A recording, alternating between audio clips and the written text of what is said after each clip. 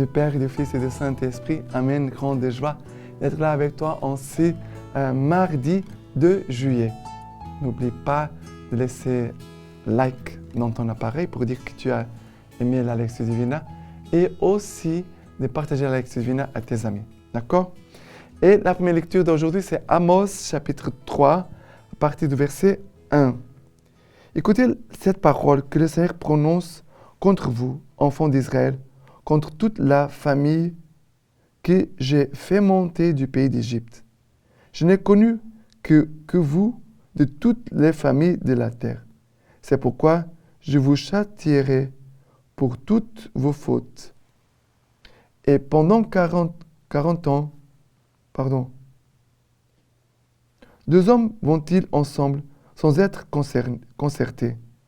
Les lions rugit-il dans la forêt sans avoir une proie? Les lionceaux donnent-ils de la voix de sa tanière sans qu'il ait rien pris? Les passereaux tombent-ils dans un filet à terre sans qu'il y ait un appât? Les filets se soulèvent-ils du sol sans rien attraper? Sonne-t-on du corps dans une ville sans que le peuple soit effrayé? Arrive-t-il un malheur dans une ville sans que le Seigneur en soit l'auteur? Mais le Seigneur Dieu ne fait rien qu'il n'en ait révélé le secret à ses serviteurs, les prophètes. Le lion a rugi, qui ne craindrait? Le Seigneur Dieu a parlé, qui ne prophétiserait? Alors, ici sont avertissements et menaces à Israël. Le Seigneur nous invite déjà à écouter. Écoute cette parole que le Seigneur prononce contre vous. Souvent, on ne veut pas écouter des paroles que ça nous déplaît, on n'aime pas. On veut rejeter. Mais le Seigneur nous invite à écouter. Écoute. Parce qu'il a des paroles dures qui nous font de bien. Ce ne sont pas seulement des bonnes paroles, gentilles paroles, des paroles... Voilà. Nous avons besoin parfois des paroles dures. Et Seigneur va dire ici, c'est pourquoi je vous châtierai pour toutes vos fautes. Et ici, il va dire les actions des hommes, du lion, les lionceaux, du passereau.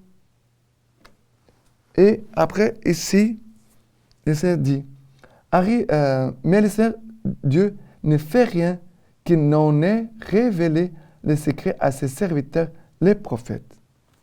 Le Seigneur ne fait rien qu'il n'en ait révélé le secret à ses serviteurs, les prophètes. Le Seigneur cherche des amis. Les prophètes sont des amis de Dieu qui écoutent le Seigneur et qui vont aussi communiquer les paroles du Seigneur comme le Seigneur veut. Des paroles qui sont parfois plus savoureuses, comme les miel, mais parfois des paroles dures, amères, comme de fiel. Mais les prophètes doivent écouter les paroles du Seigneur et révéler ces paroles aux gens. Le Seigneur a parlé, qui ne prophétiserait? Le Seigneur cherche des personnes qui puissent l'écouter et qui puissent être touchées par ces paroles et qui puissent après témoigner, annoncer ces paroles. Et le Seigneur fait des menaces, ici nous voyons des menaces, mais quelle est l'intention de Dieu? L'intention de Dieu, c'est que l'on puisse s'ouvrir pour accueillir ses paroles, que l'on puisse s'ouvrir pour accueillir sa grâce, que l'on puisse s'ouvrir pour accueillir son amour et que l'on puisse devenir un prophète. Nous puissions devenir des prophètes et missionnaires pour témoigner et annoncer les paroles du Seigneur. Les paroles qui sont esprit et vie. D'accord?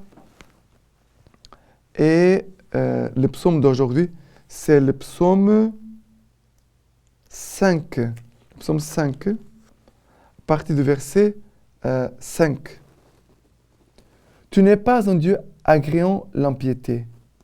Le méchant n'est pas ton hôte. Non, les arrogants ne tiennent pas devant ton regard. Tu haïs tous les malfaisants. Tu fais périr les menteurs. L'homme de sang et de fraude, le Seigneur les déteste. Et moi, par la grandeur de ton amour, j'accède à ta maison. Vers ton temple sacré, je me prosterne, pénétré de ta crainte. Et moi, par la grandeur de ton amour, j'accède à ta maison. Vers ton temple sacré, je me prosterne. Voilà. Dieu, c'est cela le désir de Dieu pour nous. Qu'on puisse tourner davantage vers lui, qu'on se prosterne devant sa présence, qu'on puisse entrer dans l'intimité de sa maison et qu'on puisse connaître la grandeur de son amour pour nous. Grande est l'amour de Dieu pour nous. Et Dieu veut que nous puissions connaître son amour, la grandeur de son amour pour nous. Amen. Et l'évangile d'aujourd'hui, c'est Matthieu chapitre 8, à partir du verset 23. Il dit ceci. Puis il monta dans la barque, suivi de ses disciples. Et voici qu'une grande agitation se fit dans la mer, au point que la barque était couverte par les vagues. Lui, cependant, dormait. S'étant approchés, ils les réveillèrent en disant, « Au secours, Seigneur, nous périssons. » Il leur dit, « Pourquoi avez-vous peur, gens de peu de foi ?» Alors, s'étant levé, il menaça les vents et la mer, et il s'en fit un grand calme. Saisis d'étonnement, les hommes se dirent alors, « Quel est celui-ci qui même les vents et la mer lui obéissent ?» Qu'il est celui qui même les vents et la mer lui obéissent. C'est Jésus-Christ. Lui, car toute la création est soumise au Créateur. Jésus a un pouvoir sur toutes choses, toutes les choses qui ont été créées. Jésus va dire au vent et à la mer, tais-toi. Mais la parole de Jésus a un effet dans la création. Mais est-ce que la parole de Jésus a un effet dans notre vie? Parce que quand Jésus va dire au vent et à la mer, silence, tais-toi, un grand calme. Ils vont obéir.